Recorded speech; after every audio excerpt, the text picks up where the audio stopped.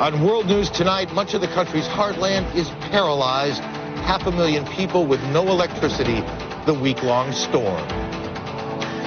There was an arsenal in his house. He was undergoing psychiatric treatment, the makings of a massacre. $250,000 and 2 hours. These kids have some choices. We'll take a closer look. And ever had a few too many drinks to make the drive home? Now a solution, one for the road. From ABC News World Headquarters in New York, this is World News Tonight with Peter Jennings. Sitting in tonight, Aaron Brown. Good evening. The already brutal winter is getting worse. From New Mexico to Arkansas, at least 14 people are dead since Christmas Eve, and more than 500,000 people are without power. There are 20 inches of snow in Amarillo, Texas tonight. Hundreds of flights canceled again today in Dallas-Fort Worth. They are running out of salt for the roads in Tulsa, Oklahoma. In Texarkana, Texas, a nighttime curfew. And in Fort Smith, Arkansas, the newspaper, 117 years old, didn't publish today for the first time ever. Almost all of Arkansas is paralyzed, frozen. It wasn't easy for us to bring you this report from the center of the storm, but ABC's Aaron Hayes is in it and managed to file by phone. You okay? Oh, I'm fine. Arkansas is a state in near paralysis. We've got a serious problem that's the equivalent of almost a nuclear kind of disaster without the mushroom cloud and radioactivity. Even the governor is without power. Some cities, like Hot Springs, are without running water. We have numerous counties in South Arkansas where the water systems have failed because with the extended power outages, there's not enough generation to keep the pumps going and to supply the city water systems. So those folks are not only without electricity and phones, but they've lost water as well.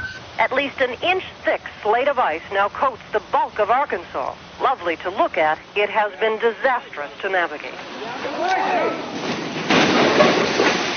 Emergency officials are pleading with residents to stay home. For thousands, there is no option. They couldn't get out if they tried. We're cutting tree limbs, clearing streets for the people to get by. Many who did brave conditions went out to stock up. Some hardware stores opened even without electricity to get batteries and supplies to those in need. Thank you very much. Conditions are not improving here. Ice-laden trees keep crashing down on power lines across the state. Last night, we continued to have sleet. The trees began to ice up again and continued to fall. No power, and for many residents, no mail delivery, no newspapers. It will be days, officials say, before life returns to normal here. Things are not much better in eastern Oklahoma, northern Texas, still iced over and very dangerous. Here, some have been without power now for 3 days. The worst winter storm to hit these states in over 20 years, it had its origins this past weekend in New Mexico. The bad news? Another winter storm hit New Mexico last night, a treacherous one, and it is headed east. Aaron Hayes, ABC News, Berryville, Arkansas. Outside of Boston today, the search for a motive. So far, the closest thing to an explanation for Michael McDermott's rampage yesterday is just a theory that the software engineer shot and killed 7 of his co-workers because he was angry at his employer for planning to take some of his wages to pay back taxes to the IRS. But while a motive remains elusive tonight, other details about McDermott did emerge today. ABC's Morton Dean is in Wakefield again tonight. McDermott's arrival at the courthouse was dramatic. A convoy of cars, a protective wall of police. In the courtroom, he stood impassively, an occasional quizzical look on his face.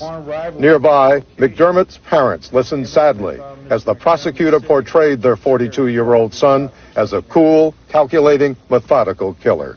Mr. McDermott blew the door off and the door handle with the shotgun. He then went inside and he shot one individual 3 times in the chest in an apparent attempt as he was like crawling on his back trying to flee him. Another woman was shot twice in the legs and then shot in the head with the shotgun. Investigators say bomb-making equipment was found in his home, guns and ammo at home and at work. They found in his trash basket at his desk some shotgun shells.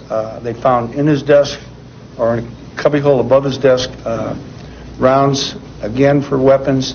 The accused killer's lawyer revealed his client was being treated for mental illness. He has been undergoing psychiatric treatment, and he has been on medication. And McDermott's former downstairs neighbor, who refused to be seen on camera, told ABC News McDermott claimed he suffered from depression after his marriage broke up in 1997. He was profoundly sad.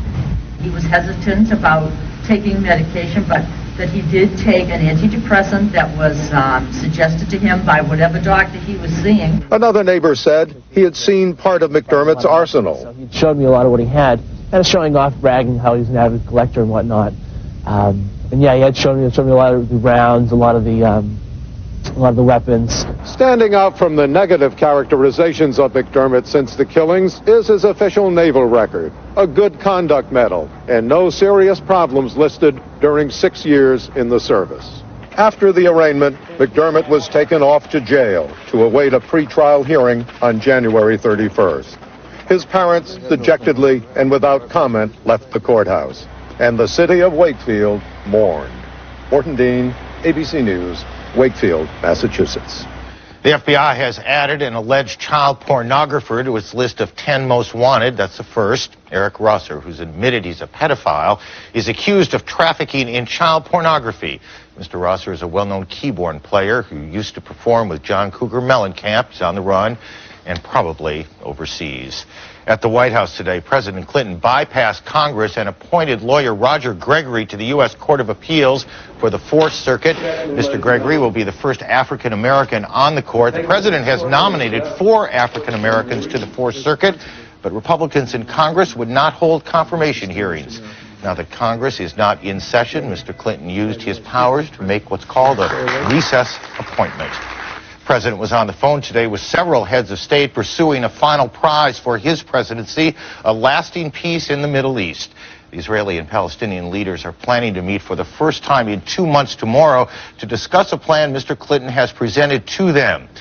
As one official put it, the plan involves the last mines in the minefields of the Middle East. In Jerusalem tonight, here's ABC's Deborah Amos. With the violence here in its 3rd month, with less than 30 days to go before the end of his presidency, Bill Clinton is optimistic. The issues are extremely difficult, but they are closer than they have ever been before. Mr. Clinton's proposals would require painful sacrifices from both sides. Israel would recognize a Palestinian state covering as much as 95% of the West Bank and the Gaza Strip. Israel would keep the largest of the settlements it has built over the years. Palestinians would be offered sovereignty over the Al-Aqsa Mosque and the Dome of the Rock, among the holiest sites in Islam, but also revered by Jews as the Temple Mount. It is the most painful issue for Israelis. Jerusalem's mayor calls it a deal breaker. Sharing is not something that can work.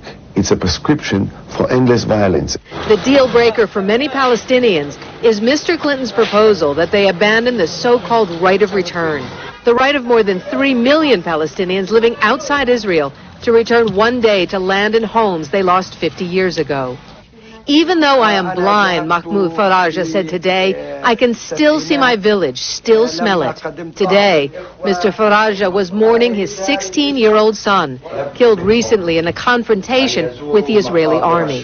He says he's willing to sacrifice all of his sons for the right of return. Just some of the wrenching issues that must be settled quickly if President Clinton is to have his peace agreement. Deborah Amos, ABC News, Jerusalem. When we come back, star for electricity in the West and keeping all those New Year's drunks from driving, a novel way around a holiday problem, and remembering the man who acted for love and loved to act. Nothing's riding on this except the First Amendment of the Constitution, freedom of the press, and maybe the future of the country. This is World News Tonight with Peter Jennings. Brought to you by Nicoderm CQ.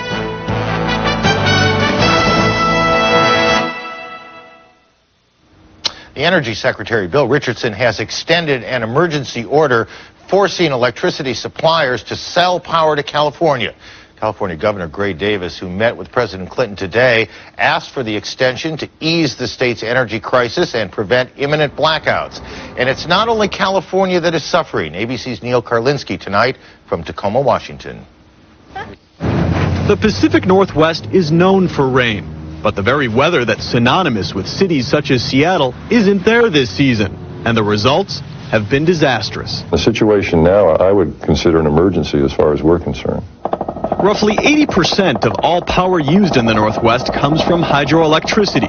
There's usually so much rain here, residents have enjoyed some of the lowest rates in the nation. This year, the reservoirs which feed the dams needed to produce power are drying up, leaving nothing but muddy fields where there should be water. Across Washington state, reservoirs are reaching levels not ever seen before. Even this time of year, when water levels are traditionally very low, the water right here should be at least 20 feet over my head. Without hydroelectric power, utilities are being forced to buy electricity on the open market, where prices have soared, largely due to power shortages in California. As a result, utilities in cities like Tacoma, Washington, have raised rates nearly 50% to keep up with costs, forcing residents to shut off their lights and turn down the thermostat. I don't want to use all of my money that I would normally use for food to pay an electric bill. Some businesses have brought in diesel generators to cut costs. This bottle supplier's bills have soared from $200,000 a month to just short of $1 million. It's just impacted our margins quite dramatically, to the fact that in the last 4 months, we have just not made money. We've in fact lost money. The longer the sun shines over the Northwest, the worse the problem will become. This year, no one here's complaining about the rainy season. They're praying for it. Neil Karlinsky, ABC News, Tacoma, Washington. On Wall Street today, the Dow Industrial Average was up 110 points, closing at 10,803. And on the NASDAQ, stocks were up 45 points. We note the passing tonight of one of the country's truly great actors, Jason Robards. You haven't got it. The child of an actor, a survivor of Pearl Harbor, he came to New York to the audition halls where dreams are made and broken, and found the role of a lifetime, Hickey, in Eugene O'Neill's The Iceman Cometh. And I think how peaceful it was here. Again and again, he would return to O'Neill's work, perhaps more than any other actor, giving life to the words of the country's greatest playwright. Always jealous of you. Mama's baby! Papa's pet! Then there were the movies, 50 of them in all. I got all my cares and more. 2 Oscars, first in All the President's Men. You know the results of the latest Gallup poll? Half the country never even heard of the word Watergate. The second a year later in Julia. If you're gonna cry about it, go stand on a rock. Don't do it around me.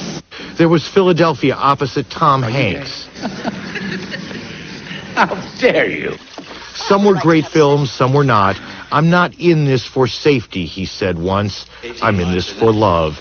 And he loved to act, and oh, how he could bring a character to life with just a look, a gesture, a line. Jason Robards was 78 when he died last night after a long fight with cancer. When we come back, kids with cash and learning how to give it away.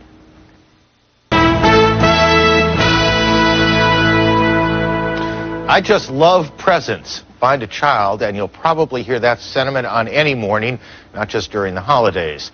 Find the parents, and they've probably told their children it's better to give than receive. In these prosperous times, we're happy to report that some kids are listening. According to the Youth Volunteer Corps of America, the number of teenagers who regularly volunteer in their communities doubled last year from 20,000 to 40,000.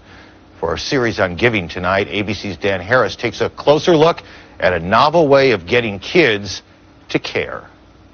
Hey guys. Nathan Oliver, a high school senior who's made a name for himself as a philanthropic power broker.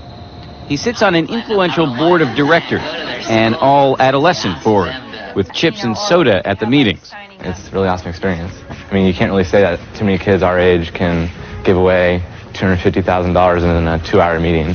You heard correctly. These teenagers Hi, my name is Jermaine Reed. I'm 15 years old. have $250,000 to give away in grants. I think we should fund it.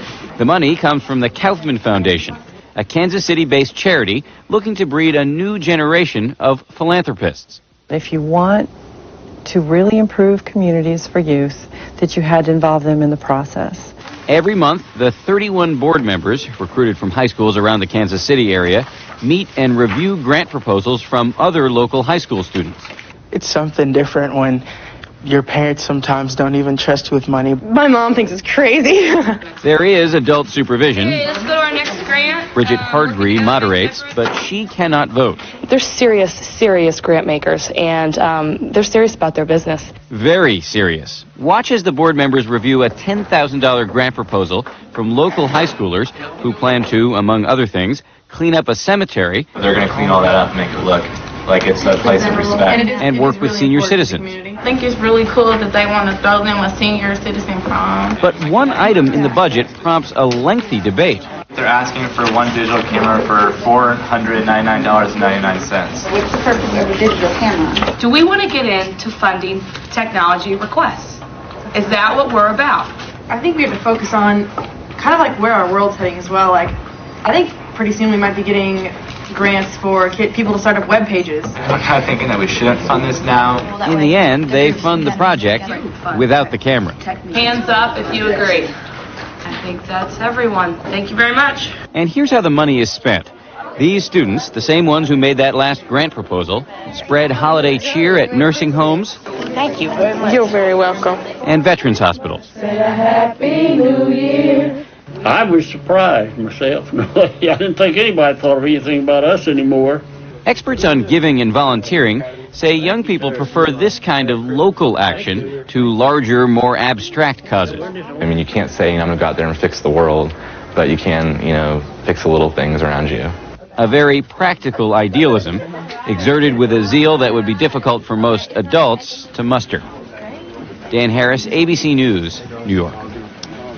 Our closer look for tonight. And when we come back, drivers for hire transporting the tipsy.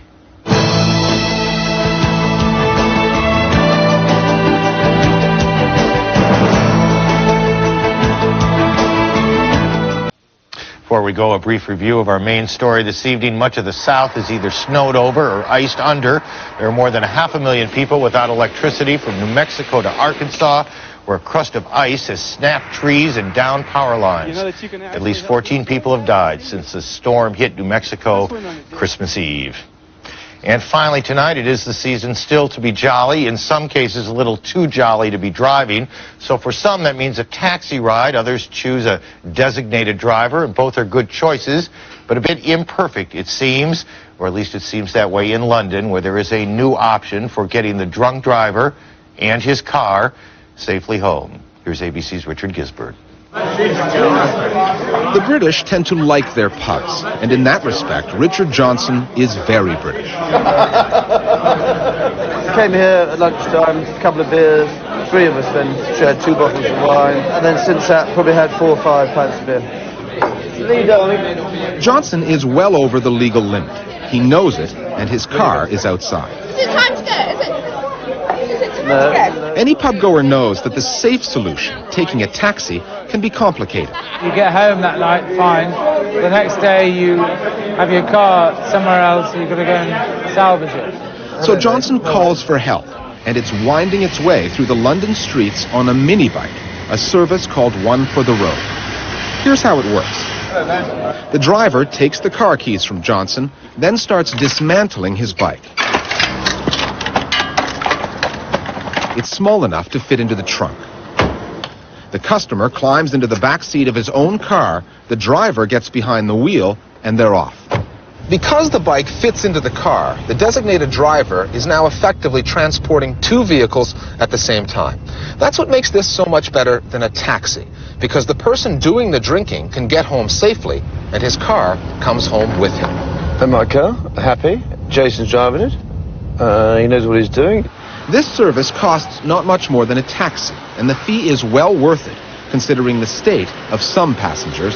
I've driven someone who's been so drunk that had to physically wake them up to find out where they lived. Richard Johnson doesn't get his car keys back Thanks a lot, mate. Cheers. Bye. until he's safely home. One more drunk driver taken off the road. Richard Gisbert, ABC News, London. And that's our report for tonight. Later on Nightline, did drug companies knowingly infect hemophiliacs with AIDS in the 1980s? I'm Aaron Brown in New York. For all of us here at ABC News, good night.